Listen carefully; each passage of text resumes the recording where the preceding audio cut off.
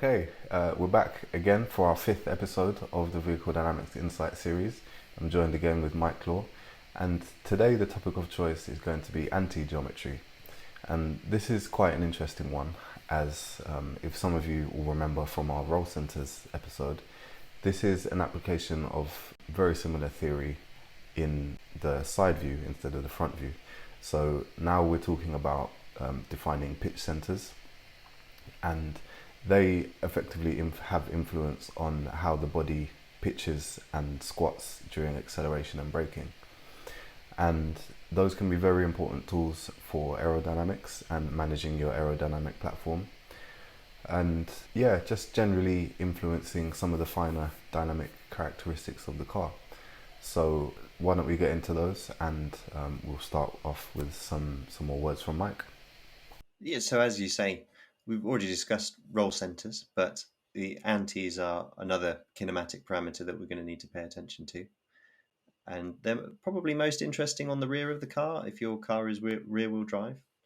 And there's two main quantities that we're going to need to worry about on this axle. First of those is what's commonly called anti-rise, and that's the ability of the outboard suspension to resist the pitching moment that you get under braking. And then there's also the anti-squat quantity, which is the ability of the suspension to resist squatting under acceleration. And as you've already mentioned, these are quantities that are a function of the side view swing arm length and inclination.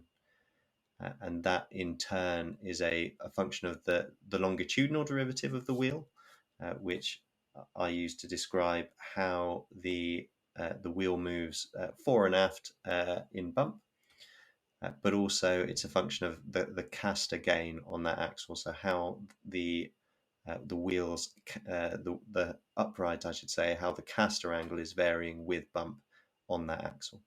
The antis are normally measured in terms of a percentage, relating to the height of the virtual swing arm when it's projected to the plane of the car's CG. An intersection with the CG in that plane gives a value of 100%, whereas the intersection with the ground directly beneath the CG, that gives you a value of 0% for each of those quantities. Yeah. And so you made an important distinction with the outboard suspension in your description there. Do you want to expand on that a little bit? Yeah, absolutely. So when the difference between anti-rise and anti-squat is actually the origin of the torque that's acting on the wheel in your two scenarios of accelerating and braking. So with the case of anti-rise, we're mainly talking about braking conditions, although when it comes to things like outboard hub motors, you might be talking about accelerating as well. But for anti-rise, the force is thought to act at the ground plane. The opposite case of anti-squat, the force is normally thought to act from the wheel center. And the difference there comes from whether the upright is reacting any of the sort of the caster moment on that's acting on the wheel in either situation. So when you've got drive torque from the inboard, or maybe the alternative case of inboard brakes or engine braking, the torque is passing through the wheel bearing in order to get to the wheel, which means the upright isn't really taking any of this torque. And this is your sort of anti-squat condition. The force is said to act from the wheel center. So when you're drawing your virtual swing arm, you always start at the wheel center when calculating anti-squat. Your opposite case with outboard brakes or with hub motors. In this case, these components are mounted rigidly onto the upright, and the upright is going to have to react the torque produced by these in the suspension system.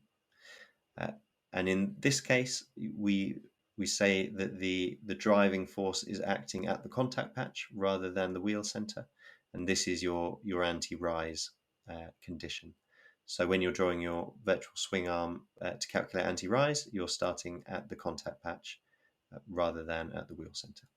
The other case, especially if your car's got some energy recovery through something like a hybrid system, it's not the case that you'll have, say, 100% of your braking torque from either inboard or outboard, and actually you'll have small contributions from both sort of the individual cases when your car is kind of under braking into a particular corner. Yeah, and so it might initially feel like, well, why would you want any rise or squat at all? Why don't you just keep a completely level chassis platform? But never quite that straightforward. You still have jacking effects as you do with the roll centers, right? So how do you usually go about defining what level of anti-characteristics you want? So as you say, there are jacking forces that arise from these characteristics, and that's, I'd say, unlike the roll center, this is kind of the primary reason you might choose to implement a geometry like this. As you say, you might choose that under braking you want to keep your car completely flat, so no rear suspension travel from the longitudinal acceleration that you're producing. But you'll probably find it's pretty difficult to do that. You know, the longitudinal acceleration isn't constant necessarily through a braking or accelerating phase, and the relative downforce that you have on that axle and the pitching moments that you get are going to be varying through the braking phase. So it's unlikely that you're going to be able to stabilize the platform completely through that, particularly since, you know, in a lot of racing cars, the tire contributes a large proportion of the compliance of the suspension system. I think there are negatives in these directions in terms of kind of as we spoke about briefly when we were talking about roll centers. The weight transfer is reacted more quickly by using antis as a means of reacting longitudinal load transfer as opposed to the springs. You know, springs and dampers take a little bit of time to sort of settle, so that the weight doesn't tend to be transferred as quickly as they do through sort of rigid suspension links. And if you've got a lot of anti-squat or anti-rise, you're going to be sending more and more of the weight transfer through those suspension links rather than through the springs. Yeah, and that has the knock-on impact of affecting how your tires are loaded. Yeah, it's quite a big influence into tire performance too, right? Especially as those anti-forces are active, so through braking zones, acceleration. I think lastly, in terms of the negatives that you can get with high values of antis, you can find yourself in a situation where you're starting to affect the slip ratio of the tires over big bumps due to the fact that you could have generated these antis through having a high longitudinal derivative on the suspension system. And all that's doing that over bumps, you're moving the wheel center fore and aft in its travel, and that might be acting to add or take away slip ratio from the tires. I think it's not much. It's not a big problem on your circuit racer that doesn't have a lot of vertical suspension travel, but certainly in four-wheel drive or your sort of stadium truck case, you might find that quite, you know, reasonably uncomfortable, a bit difficult to control if the slip ratio is varying a lot over the bumps than rather with your throttle or brake input. Yeah, and to add to that, so I remember one of the first times, well, one of the early times I was trackside, and I was working with a Mercedes AMG GT3, and was just we're in the pits, and the car was jacked up, and you could literally see the front wheel, I guess it had quite a lot of anti-dive geometry there. So you could literally see the front wheel move longitudinally within the wheel well. So it can be quite a significant effect. In the context of maintaining the aero map with formula cars where there's even prototypes too, where you have quite a high sensitivity to pitch angle and ride height. So I remember I was talking to an LMP1 engineer, and the ride height of I believe it was the Audi, or it was either the Audi or Porsche that he was working on. So the ride height or the aerodynamics were sensitive to half millimeter changes in ride height. So that's a case where having really fine control over things like front wings and front diffusers is really important, and where anti-dive geometry can really help you out in finding performance. Yeah, and I think Antidive is definitely another tool that you can use to modify the ride heights under braking. It's very specific to braking if you're got a rear wheel drive car, and it's probably more like your anti-rise case in that cars usually have outboard brakes on the front. Occasionally there'll be some hybrid energy recovery though, and in which case you might want to think about how you calculate your sort of precise percentage based on the relative split between the outboard and the inboard, and how the torques are contributing to the braking effort of the car. I think the other thing to say about anti-dive is your circuit racers that rely a lot on downforce for performance probably run very low to the ground, and your limiting case in that situation is probably grounding. So if you've got a lot of pitch in the car, say you've taken your eye off your anti-dive percentage altogether, and maybe that's even a very negative value, you could find yourself with more pitch in the car in that condition, and that's going to increase your grounding and may even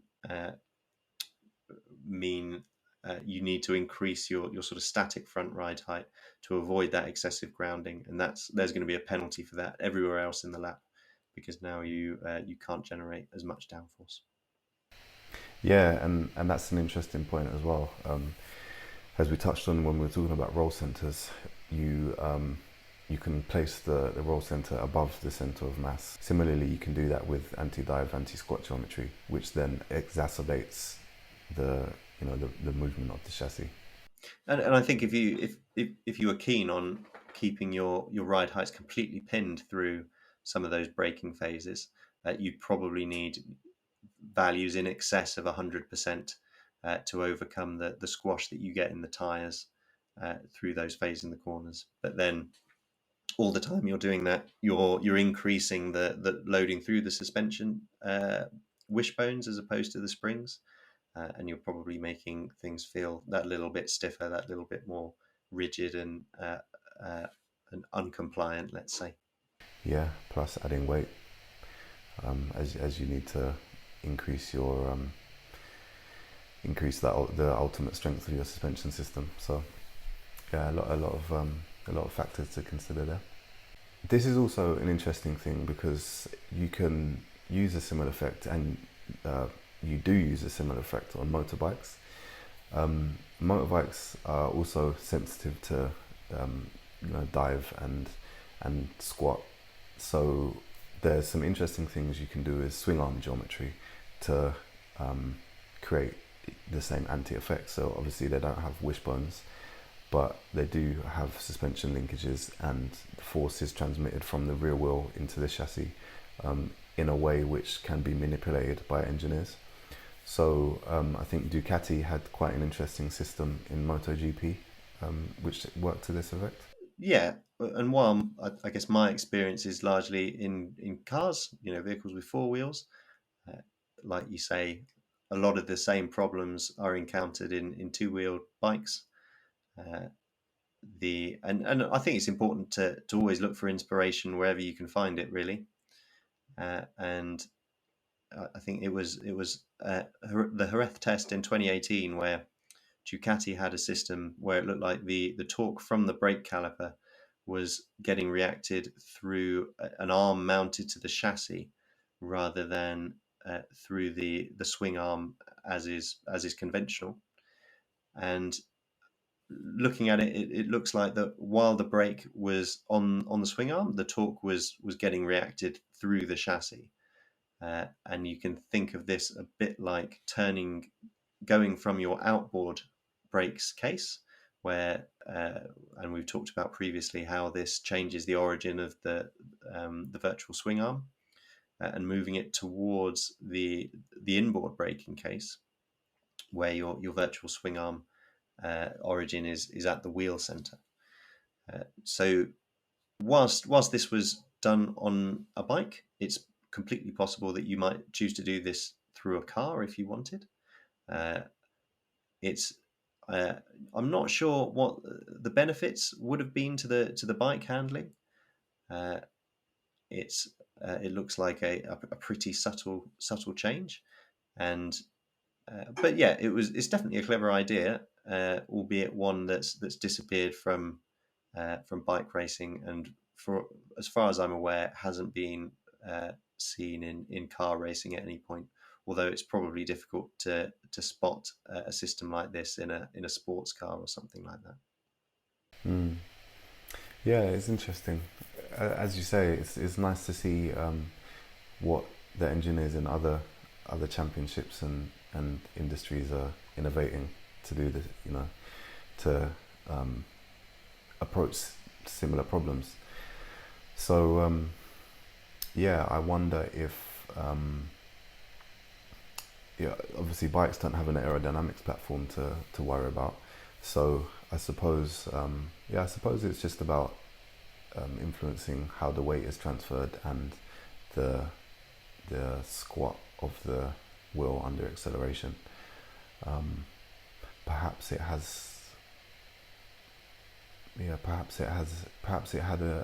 some kind of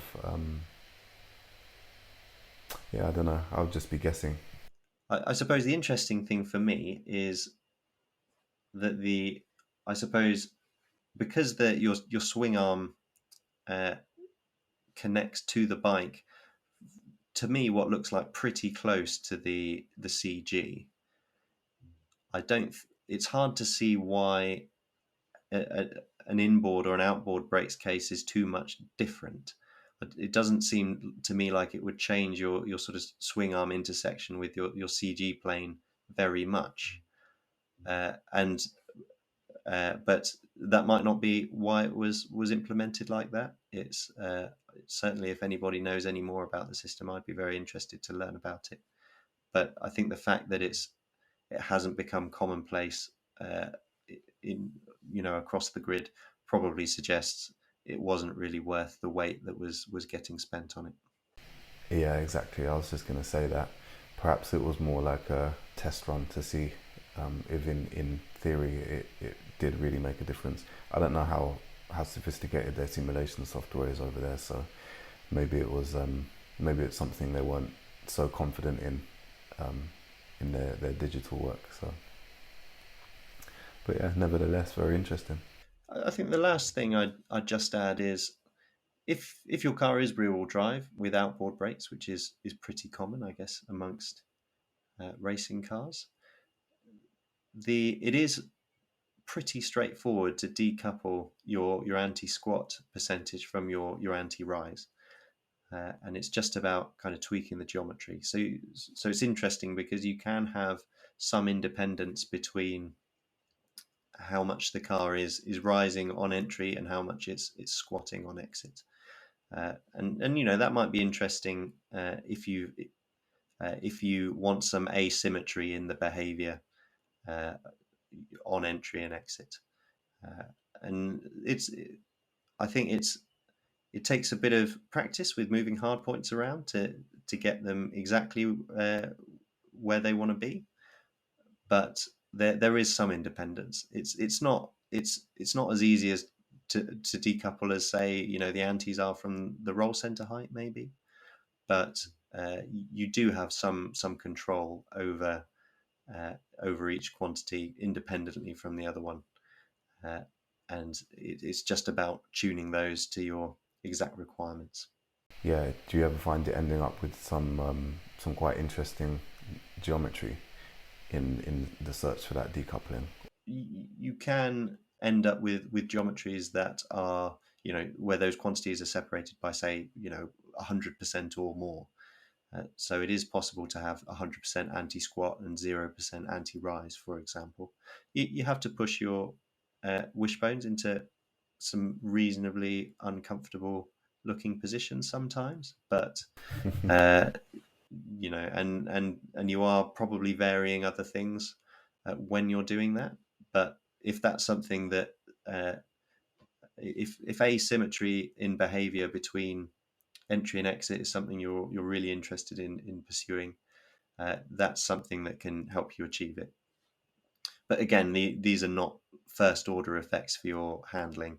This won't uh, affect your balance as much as, say, a couple of psi of tire pressure or something like that.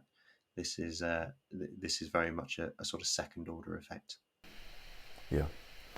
And what is, in your experience, what is the driver's um, experience of anti-geometry? Is it something that they will report and identify as something they would like adjusted, or is it largely not visible to them? I mean, my experience with drivers is their knowledge probably isn't detailed enough to select sort of specific values of those things. They'll very happily report the balance effects that a particular change has had, and of course some drivers are better at that than others. But I no, I don't think I've ever come across a situation where a driver has requested a higher value of an anti. I think that's just the nature of just the division of labour, I suppose, between the engineers and the drivers. The last thing I just add on this subject, I suppose, is it's not completely obvious why, in the case of roll centers, you're ending up moving when you're varying roll center heights, you're varying the weight transfer distribution between front and rear axles. But when you're varying antis, you're never varying the absolute level of weight transfer between the front and rear axle, uh, and it's just I suppose the reason for this is that the car tends to be symmetrical left to right hand side rather than front to rear, where there's you can set geometries independently from one another. Uh, if you have an oval car that's only going around one direction of corner, it is completely possible to set the left hand side suspension up slightly differently from the right hand side, and in that case, having different levels of antis will vary the relative weight transfer left to right hand side. I don't think I've come across a situation where anybody's been wanting to do that, but it is just something that sort of struck me as uh, as a difference between your kind of um, side view swing arm geometry and your front view swing arm geometry. Why the roll center changes your relative weight transfer, but the antis don't. Yeah, yeah, that's a good point. And I guess if anyone was going to be exploring that kind of thing, it would be IndyCar, right? Yeah, I mean there are other oval racing series, like you've got obviously you've got NASCAR. You also got your sort of your short course categories, sort of stock car categories. Uh, the kind of cars that are running on speedways, that sort of thing. Maybe you'd consider doing that. I'd say it was pretty niche and probably reasonably high risk to explore that kind of thing. But I've been interested to hear if there have been any situations where people have tried different anti geometry on left to right hand sides of the car. Yeah, and please, if anyone is listening and does have experience in that, I think myself and Mike would appreciate the discussion. So leave a comment or get in touch with any of us, and yeah, we can discuss it a bit more and maybe even revisit it in a next video. All right, nice. So I think that was a pretty comprehensive insight into anti-geometries, how they're implemented, and the kind of things they're good for in developing performance. So yeah, why don't we wrap that up for today? Next one will focus on ride, which is going to be a very interesting one, quite a broad subject, and lots of considerations, as it has a fairly large and sizable impact into performance. So that'll be an interesting one to get into. So thanks, Mike, appreciate your time again, and it's been insightful. I'm sure our viewers will find the same. So stay close, and we'll be back again soon.